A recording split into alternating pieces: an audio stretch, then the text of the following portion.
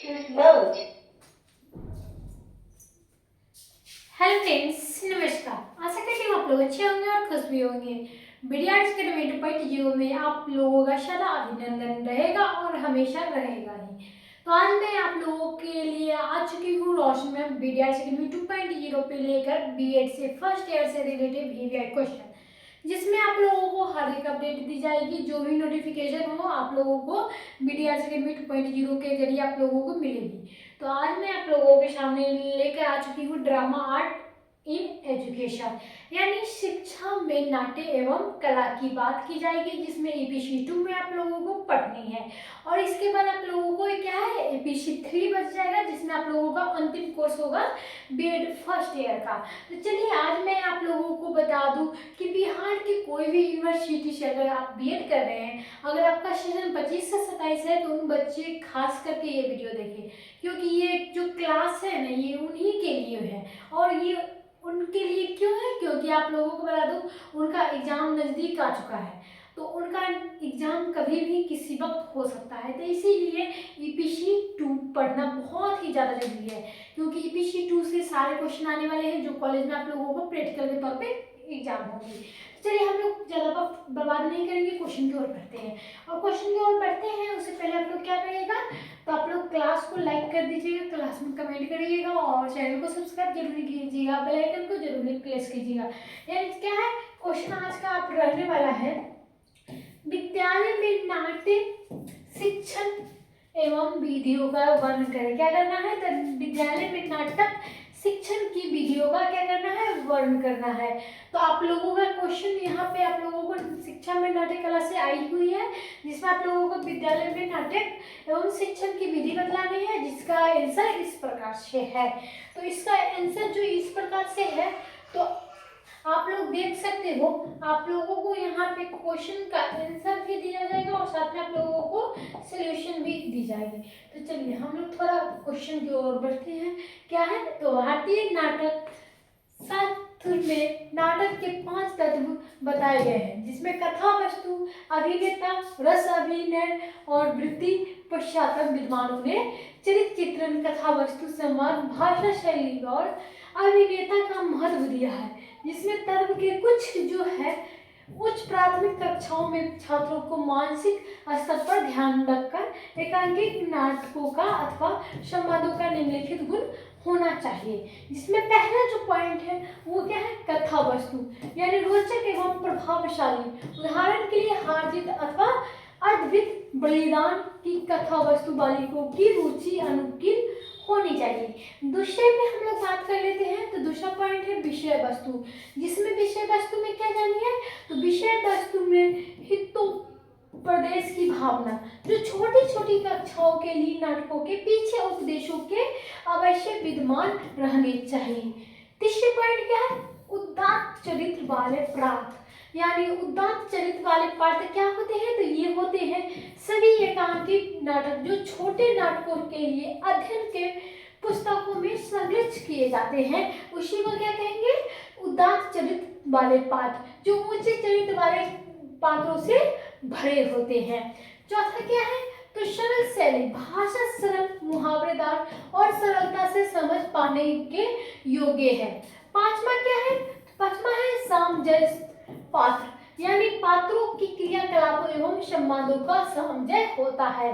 छठा क्या है, तो चयनित नाटक स्थानुकल, प्राथमिक कक्षाओं के लिए चयनित नाटकों के लिए समय लंबे नहीं होने चाहिए, और इसके लिए यदि किसी लेखक के मूल नाटक में परिवर्तन और काट छाट भी करनी पड़े तो क्या करनी, तो कर देनी चाहिए।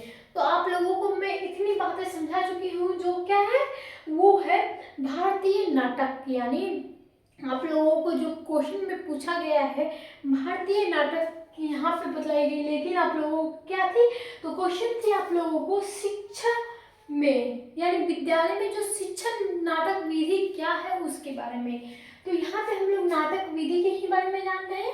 सातवां क्या है, तो सातवां है भाषा शैली में स्वर अनुकूलता, नाटक की भाषा में शैली छात्रों के स्वर के अनुकूल होनी चाहिए, और शिक्षण विधि में उद्देश्य अनुगम करती है और उद्देश्यों भी निश्चित करते हैं कि पाठ्य वस्तु क्या होनी चाहिए और उस नाटक वस्तु में अभिनय कैसे कराए जाए। और अतः नाटक के निर्माण के लिए उद्देश्यानुसार नाटक शिक्षण की 3 अभिलिखित विधियां हैं, जिसमें से आप लोगों को हर एक करके बतलाई जाएगी, यानी हर एक करके यहाँ पे आप लोगों को बतलाई जाएगी। चलिए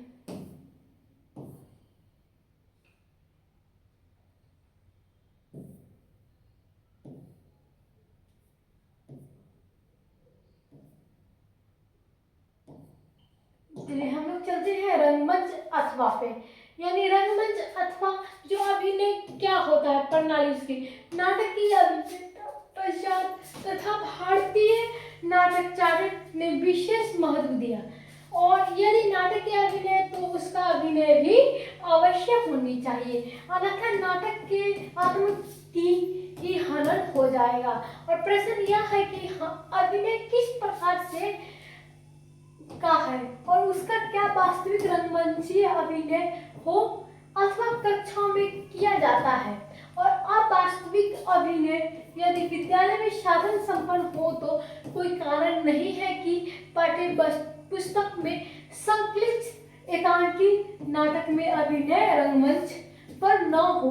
और शिक्षक के छात्रों को बहुत पहले से ही एक एक पात्र की भूमिका को निभाने के लिए आदेश दे, और जब छात्र सभी रंगमंच पर अभिनय प्रस्तुत करें, ऐसा करने से छात्रों को नाटक एवं विषय वस्तु को उचित भय भंगिमाओं द्वारा मूर्तिमान करने का अवसर मिलेगा। जब पूरे नाटक की रिहर्सल हो जाए तब उसे क्या कहते हैं, तो वार्षिक उत्सव, गणतंत्र दिवस और स्वतंत्र दिवस आदि जैसे समारोह में प्रस्तुत करते हैं। और स्वतंत्र अभिनय से छात्रों को अभिव्यंजन शक्ति भी विकसित होती है। बालकों को रंगमंच अभिनय किए हुए नाटक का अस्थायी प्रभाव पड़ता है। दोष केवल यही है कि रंगमंची अभिनय व्यय साधन होता है और उसके लिए पर्याप्त समय का अभ्यास की आवश्यकता होती है। और किंतु जो समय अभ्यास व्यय करता है वह व्यर्थ न ही जाता है।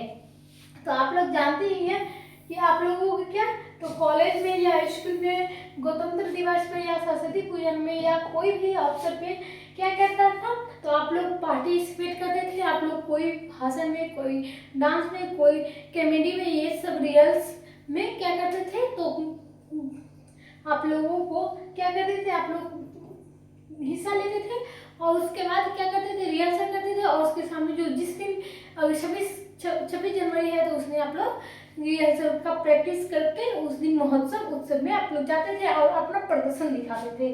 चलिए तीसरा क्या है, तो व्याख्या प्रणाली। इस प्रणाली में भी शिक्षण अधिक क्या सक्रिय होते हैं और यह विविध पात्रों को वृत्तांत के वाचन को करता है।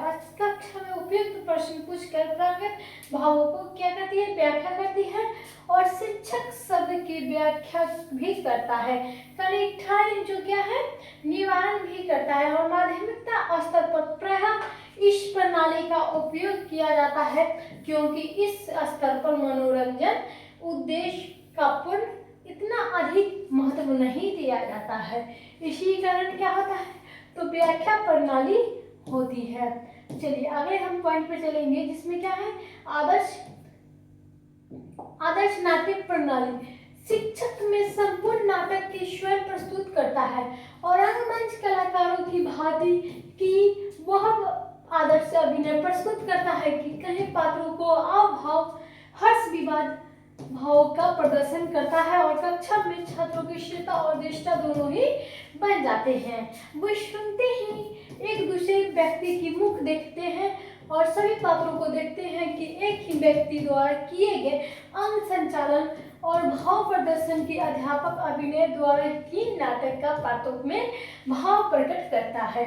और वही सभी पात्रों का वाचिक अभिनय करता है और सभी का अलग अलग क्या करते हैं, यथासंभव अंगांकित अभिनय भी करता है। और आदर्श नाटक प्रणाली में शिक्षक ही सक्रिय रहता है और सभी छात्रों को मुख्य दर्शक की भांति उसकी क्रियाओं को देखते हैं और इसके वार्तालापों को सुनते हैं। और बालक के क्रियाशील नहीं होते हैं, उनका मनोरंजन तो होता है किंतु वो सीखते कम, और चूंकि शिक्षक सारा समय नाटक में अभिनय करने में लगा देता है इसीलिए पाठ को विश्राम नहीं कर पाता है, और व्याख्या के अभाव में नाटक के इस पाठ के अन्य उद्देश्यों को छूट जाते हैं। तो आप लोग क्लास को लाइक कर दीजिएगा, क्लास को शेयर कर दीजिएगा, क्लास को बेल आइकन दबा के आप लोग क्या करिएगा, वोट डाल दीजिएगा, ताकि आप लोगों को जो भी हो नोटिफिकेशन आप लोगों को किसके जरिए हो। और आप लोग अगर वोट करेंगे तो आप क्या मोटिवेशन रहेगा, मोटिवेशन हो गया, आप लोगों को अच्छे से अच्छी क्लास कराना सोचूंगी। और ऐसे आप लोग देखते हो और चले जाते हो, ये मुझे बिल्कुल पसंद नहीं है, क्योंकि आप लोग क्लास में बनते हैं, बस आते हो और चले जाते हो। बढ़िया तरीके से उसे देखो, तो समझने की कोशिश तक करो, तभी ना आप लोग बीएड बनोगे, बीएड के शिक्षक बनोगे, टीचर बनोगे। किसी को कल जाके पढ़ाओगे तो ऐसे ही पढ़ा दोगे, बस स्किप करके यहाँ का पढ़ना है वहाँ पर चले जाओ। तो ऐसा नहीं, आप लोगों को पढ़ने से पहले क्या करते हैं, समझना पड़ता है। चलिए आगे हम लोग जानेंगे क्या, आप लोगों को आगे जो है समव्यय प्रणाली। समव्यय प्रणाली का अर्थ है सभी प्रणालियों का गुण को लेकर ऐसी प्रणाली को अपनाना जिससे दोष कम से कम हो और उसी उद्देश्यों की पूर्ति भी हो जाए, और उससे क्या होता है, अध्यापन विधि भी अपने पूर्ण हो, और अध्यापक स्वयं विविध भावभंगी में द्वारा प्रवचन करे। उसके बाद क्या कहते हैं, छात्रों को भी अवसर दे कि छात्र भावभंगिमा द्वारा वाचन करे और अध्यापक का अनुसरण करके नाटक का सुजीव बना दे। इसके बाद शिक्षक पाठ की विषय वस्तु में अधिक गहर बनाने के लिए शुभ व्याख्या और कठिनाई निवारण, शुद्धचरण, समालोचन, तर्कों का चरित्र चित्रण आदि पर भी प्रकाश डाले। ऐसा करने से छात्रों का नाटक उस पाठ से विषय वस्तु से समझ लेगी। चलिए आज का क्लास आप लोगों का यहीं पे खत्म हुआ, क्योंकि आप लोगों का क्वेश्चन था विद्यालय नाटक शिक्षण विधि का समझने का। तो आप लोगों को टिप्पणी लिख दिया गया है, संक्षेप भी आप लोग जान सकते हो, निवारण भी आप लोगों को इसी प्रकार से लिख सकते हो। चलिए आज के लिए इतना ही, धन्यवाद।